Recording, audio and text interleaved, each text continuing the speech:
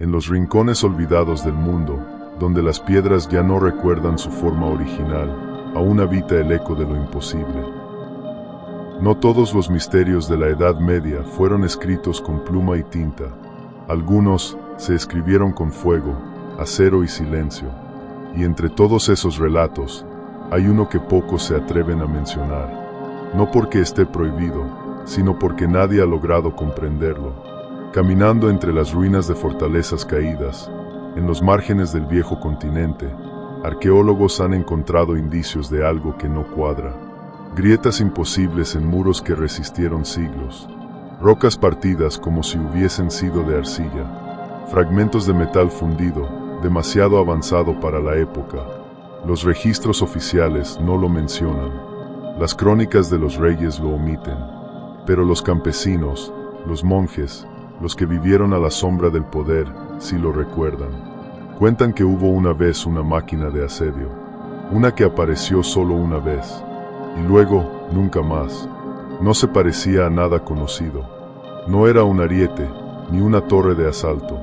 Era algo más grande, más rápido, más preciso.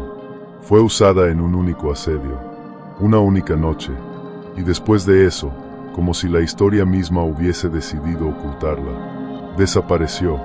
Nadie sabe quién la construyó. Nadie pudo replicarla, pero su rastro sigue ahí, en los muros quebrados, en las cicatrices del suelo, y en las voces de los ancianos, que aún la nombran en voz baja. Dicen que no fue obra de hombre común. Dicen que ni siquiera era de esta era. Así comienza nuestra búsqueda por la máquina de asedio medieval, que nadie pudo replicar.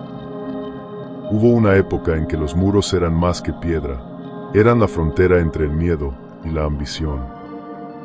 En lo alto de una colina nevada, Mitreval se alzaba como un coloso, una fortaleza construida no para lucirse, sino para resistir.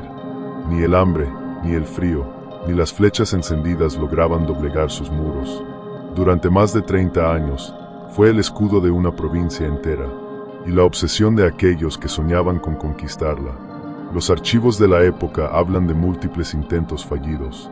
Líderes poderosos, con ejércitos numerosos, chocaron una y otra vez contra sus torres sin éxito. Hasta que un día, llegó un ejército sin estandarte. No traían el número, ni la fama, pero traían algo más. Una estructura cubierta por lonas negras, arrastrada por bueyes silenciosos, con un peso que hacía temblar el suelo a su paso. No se le dio nombre. No hubo proclamación, no hubo aviso. La noche cayó, y con ella, el terror. Los centinelas apenas pudieron tocar las campanas antes de que el primer impacto hiciera crujir la piedra. Los muros, que habían soportado asedios durante décadas, comenzaron a fragmentarse en minutos.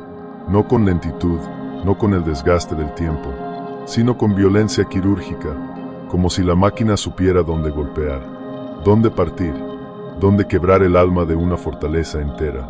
Los defensores huyeron antes del amanecer, no por miedo al enemigo humano, sino a aquello que traían consigo. Y cuando el sol volvió a alzarse sobre Mitreval, ya no quedaba ni un solo signo de resistencia, ni un solo muro en pie, y lo más desconcertante, ni un solo resto de la máquina. Desapareció, como si nunca hubiera existido. Cuando muchos ojos ven lo mismo, nace una historia, pero cuando todos ven algo distinto, nace un mito. Mitreval cayó, pero no en silencio. Hubo quienes escaparon: monjes, escuderos, sirvientes, arqueros, personas de distintas edades, distintos saberes, distintas lealtades. Todos huyeron en la misma noche. Todos vieron algo, pero lo que contaron no fue lo mismo. Un escriba juró que vio una rueda tan grande como una torre, cubierta de placas de bronce. Un cocinero, en cambio, dijo que era una bestia metálica, con un solo ojo ardiente en su centro. Un niño, apenas con vida, la dibujó con alas, como un dragón hecho de vigas y cadenas. Un soldado, ya anciano, escribió en una carta: no era una máquina, era un pensamiento hecho hierro. Se movía como si supiera que el tiempo la observaba. Y hay más. Algunos mencionan que el aire se volvió espeso, como si la máquina alterara el entorno. Otros afirman que no escucharon ruido alguno.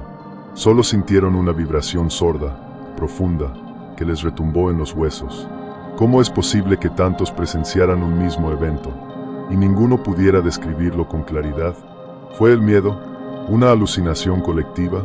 ¿O era aquella máquina tan ajena a la comprensión humana que la mente de cada testigo la interpretó de forma distinta? Hay un detalle más. Todos los relatos coinciden en una única cosa: el olor, una mezcla de madera quemada, hierro mojado y algo más, algo que nadie supo nombrar, pero que todos recordaban con una punzada en la memoria. No era el olor de la guerra, era el olor de lo prohibido.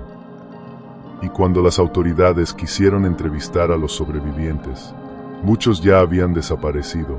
Otros enmudecieron para siempre, como si contar lo que vieron fuese invocar algo que debía permanecer dormido. Toda creación tiene un creador, pero a veces el verdadero artífice camina en las sombras y deja que su obra hable por él. Tras el colapso de Mitreval, la pregunta que recorrió las cortes, abadías y fortalezas fue una sola: ¿quién la construyó? Los espías del norte comenzaron a enviar informes confusos. En algunos, se hablaba de un maestro artillero venido de Bizancio. En otros, de un alquimista que había sido desterrado de Toledo por practicar ciencia impura. Hubo quienes aseguraron que el diseño provenía de manuscritos perdidos, escritos en una lengua que nadie ha logrado traducir.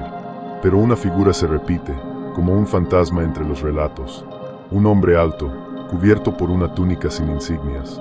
Nunca hablaba, solo observaba, y en su cuello colgaba una pequeña llave de hierro. Nunca firmó planos, nunca dejó cartas, no pidió oro, no exigió reconocimiento, solo apareció, dirigió la construcción y desapareció al amanecer, con la misma rapidez con la que su creación derrumbó una fortaleza. Algunos pensaron que era un agente secreto al servicio de un imperio extranjero. Otros creyeron que era un genio solitario, marcado por el dolor de la guerra. Pero también hubo quienes susurraron una idea más inquietante. Quizá no era un hombre. Quizá fue un emisario de otro saber. Alguien que no buscaba poder ni gloria, sino probar una idea, una única vez, en el lugar exacto, con el efecto deseado, y luego desaparecer. Aquel a quien los pocos testigos llamaron el ingeniero sin nombre, dejó tras de sí más preguntas que respuestas. ¿Por qué solo una máquina? ¿Por qué solo una aparición? ¿Fue un castigo? ¿Una advertencia? ¿O una prueba de que el tiempo no avanza en una sola dirección? Dicen que el saber verdadero no necesita monumentos, solo una grieta profunda en la historia. Y esa grieta aún permanece abierta. Cuando el misterio enciende la ambición, comienza la verdadera batalla. La caída de Mitreval no solo dejó ruinas y temor, dejó una obsesión. Los grandes reinos del continente, Inglaterra, Aragón, el Sacro Imperio, vieron en aquella máquina no una amenaza, sino una oportunidad. ¿Qué poder no tendría quien pudiera invocar el mismo instrumento? ¿Qué castillo resistiría? ¿Qué enemigo no temblaría? Así comenzaron los intentos. Se desenterraron manuscritos olvidados. Se reunieron alquimistas, carpinteros, herreros, astrólogos, cada uno con su propia teoría, cada uno convencido de que podía descifrar el secreto. Uno intentó recrearla con brazos hidráulicos, otro con poleas anidadas que imitaban músculos. Incluso hubo quien diseñó una versión que se movía gracias a fuego y vapor. Ninguna funcionó, ninguna se movió, y si lo hizo, fue solo para desmoronarse ante su propio peso. Un emperador del Este, desesperado por el prestigio, invirtió una fortuna. El resultado, un armatoste inerte, bautizado irónicamente como la resurrección. Ni resucitó, ni sirvió para nada. La máquina respondía a un diseño que no seguía las reglas de su tiempo, sino a las reglas de algo más. Pero eso no detuvo a los imitadores. Muchos fracasaron en secreto, otros murieron intentando activarla. Uno, dicen, perdió la razón tras ver su propia réplica arder sin explicación. ¿Y los planos? Nadie los encontró, nadie los copió. Solo hay un dibujo rudimentario, tallado por un monje en la madera de una celda. Una figura indefinida, unas ruedas imposibles, un símbolo extraño en su centro, un triángulo invertido, envuelto en espirales. ¿Era parte del diseño? ¿Una firma? ¿O una advertencia? Cuando un artefacto desafía la comprensión, es natural que algunos lo llamen herejía. Y así comenzó a crecer otro miedo, no al poder de la máquina, sino a lo que exigía entenderla. Cuando la historia no da respuestas, las preguntas se vuelven más peligrosas que el silencio. La máquina de Mitreval desapareció, pero su ausencia dejó más ruido que su paso. Con el tiempo, su recuerdo se fragmentó, no en olvido, sino en teorías. Unos dijeron que era una ilusión, una puesta en escena, una combinación de fuego, espejos y miedo, una obra de teatro bélico, ideada para quebrar la moral antes que las murallas. Otros fueron más lejos, propusieron que era una máquina del tiempo, o que usaba principios de física no descubiertos sino siglos después. Mencionaban engranajes sin fricción, mecanismos de retroalimentación, y una fuerza impulsora que no provenía de animales, ni de pólvora. Los más excéntricos aseguraron que se trataba de tecnología caída de otro mundo, que no fue construida, sino encontrada, pero la teoría más inquietante surgió entre los muros de un monasterio aislado. Un manuscrito, escrito en latín quebrado, advertía lo siguiente: no era un arma para conquistar, sino para probar, y si superaba la prueba, no volvería a ser usada. ¿Qué prueba? ¿De qué hablaban? El texto se detiene ahí, quemado, deliberadamente, según los expertos. Y luego están los símbolos, el triángulo invertido, las espirales, la llave de hierro. Aparecen, de forma intermitente, en otros documentos sellados por la Iglesia, archivos que jamás se han hecho públicos. Algunos creen que el Papa de aquella época ordenó ocultarlo todo, no por temor a la guerra, sino a lo que representaba, un avance que no debía ser compartido, un conocimiento que no encajaba en los dogmas. Hay puertas que no deben abrirse, no por lo que hay detrás, sino por lo que dejan salir. Y así, el relato de la máquina dejó de ser una historia de guerra, y comenzó a convertirse en una herejía, un conocimiento enterrado no con tierra, sino con miedo. Hay inventos que cambian el mundo, y hay otros que el mundo no está preparado para entender. La máquina de asedio de Mitreval nunca volvió a verse. No hubo segundas apariciones, ni planos, ni rastros físicos verificables, solo ruinas, y un eco que no se disipa.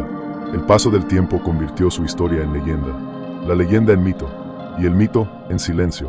Pero ese silencio no es vacío, está lleno de fragmentos, de símbolos esculpidos en piedra, de anotaciones marginales en libros prohibidos, de susurros entre los muros de monasterios que aún hoy no abren todas sus puertas. Algunos estudiosos modernos han intentado revivir el enigma. Ingenieros, historiadores, criptógrafos, han seguido pistas, descifrado códigos, simulado estructuras en computadoras, pero todos llegan al mismo punto: una ausencia, una frontera que no se puede cruzar. Es como si alguien, o algo, hubiera querido que aquella máquina existiera una sola vez. No para conquistar un reino, no para inclinar el curso de una guerra, sino para dejar una huella, una grieta en la narrativa del progreso, un recordatorio de que, a veces, la historia no avanza en línea recta, sino que se tuerce, se detiene y esconde. Hoy, muchos dudan que haya existido. Dicen que es una exageración, un truco de la mente medieval. Pero entre las grietas de los castillos caídos, entre manuscritos sin firmar, la sombra de la máquina aún persiste. Y quizá, en algún rincón del mundo, en una bóveda sin nombre, una llave de hierro espera. Porque hay artefactos que no buscan ser usados, solo recordados. Y tú que has escuchado esta historia, ahora sabes que en la Edad Media, no todo estaba hecho de ignorancia y superstición. Algunas cosas estaban hechas de memoria, misterio y advertencia.